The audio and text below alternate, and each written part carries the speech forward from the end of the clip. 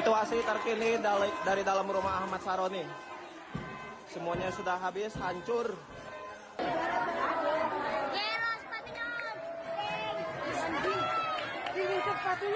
Sepatu Saroni dapat. Rumah megah seorang pejabat yang dikenal sebagai Crazy Rich Tanjung Priuk tiba-tiba diserbu ratusan warga. Barang-barang berharga dijarah, mobil mewah dirusak, dan adegan itu disiarkan langsung ke jutaan penonton di media sosial. Pertanyaannya, apa yang membuat rakyat begitu marah hingga amarah mereka meledak ke titik paling brutal?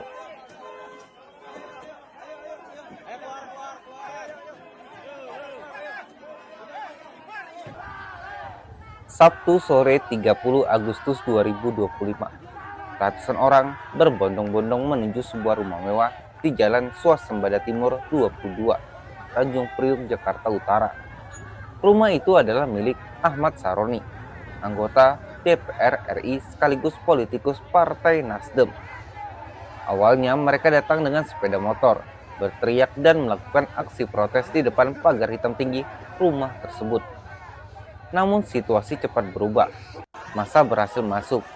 Dalam rekaman dan siaran langsung baik di akun TikTok maupun Instagram terlihat jelas kaca mobil dihancurkan, pintu gerbang didobrak, hingga perabotan mewah diangkut keluar. Bahkan ada pria yang dengan santai membawa koper besar dari dalam rumah. Seorang warga berteriak, "Jangan dibakar, warga sini nggak tahu apa-apa." Teriakan itu menahan massa agar tidak menyalakan api. Namun, kerusakan sudah tak terbendung. Di media sosial, video penjarahan itu ditonton lebih dari 1,5 juta kali, memperlihatkan bagaimana televisi, perabotan, hingga patung koleksi diangkut oleh warga. Diamuk sama massa. Patung Iron Man sudah berhasil dibawa. Lalu, mengapa rumah seorang pejabat bisa menjadi sasaran amukan massa? Jawabannya bermula dari ucapan kontroversial Ahmad Saroni. Mental manusia yang begitu adalah mental orang sedunia. Catat nih, orang yang cuman mental bilang bubarin DPR, itulah orang dunia. Dalam sebuah kunjungan kerja di Sumatera Utara, ia menanggapi wacana pembubaran DPR dengan kata-kata yang menyulut emosi publik. Orang yang bilang bubarin DPR itu adalah orang tolol sedunia. Ucapan ini terlontar di tengah isu sensitif, kenaikan tunjangan perumahan DPR RI. Sebuah isu yang dianggap rakyat sebagai bentuk ketidakpekaan elit politik di tengah sulitnya ekonomi. Di titik ini, amarah rakyat yang selama ini terpendam seakan menemukan sumbunya. Bagi publik, kata-kata kasar itu bukan sekedar opini pribadi, tapi bentuk penghinaan terhadap suara rakyat yang muak dengan privilege DPR.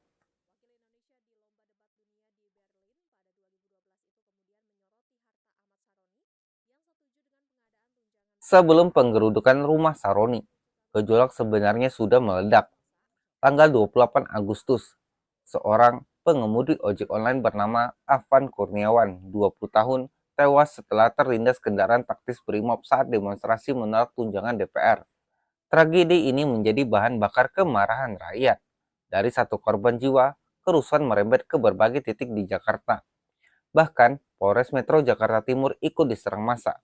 Puluhan mobil dan motor dibakar hingga menjadi bangkai yang dipreteli warga. Pengamat politik dari Citra Institute F. Riza menilai bahwa pernyataan Saroni yang dianggap tuna empati memperburuk situasi. Elit politik, kata dia, tidak bisa lepas tangan. Apalagi rakyat menuntut dua hal. Satu, Presiden Prabowo membatalkan tunjangan perumahan DPR. Dua, Kapolri Jenderal Listio Sigit dicopot, serta aparat yang menewaskan driver ojol di proses hukum. Namun hingga kini, yang rakyat terima hanya sebatas janji, akan dikaji.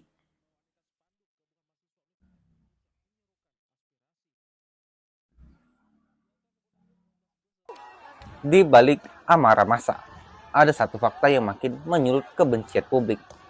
Kekayaan Ahmad Saroni. Dalam laporan LHKPN 2025, total hartanya mencapai 328,911 miliar rupiah. Ia memiliki 27 mobil mewah, termasuk Ferrari, Tesla, hingga Porsche edisi terbatas.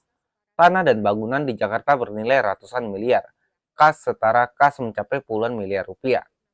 Kontras mencolok, rakyat berjuang bertahan hidup, sementara seorang wakil rakyat bergelimangan harta, namun justru melontarkan kata-kata kasar yang menusuk hati publik.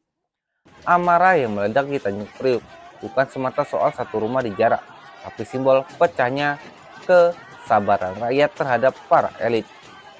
Pertanyaan yang kini menggantung, apakah penggerudukan rumah Saroni hanya awal dari gelombang perlawanan rakyat yang lebih besar? Apakah Presiden Prabowo akan berani mengambil langkah tegas, membatalkan tunjangan DPR, mencopot pejabat yang gagal, dan menindak aparat yang lalai? Ataukah semua ini akan berhenti sebagai catatan sejarah kerusuhan tanpa perubahan nyata? Jika menurut Anda rakyat memang sudah muak dengan kesombongan elit, tulis pendapat Anda di kolom komentar.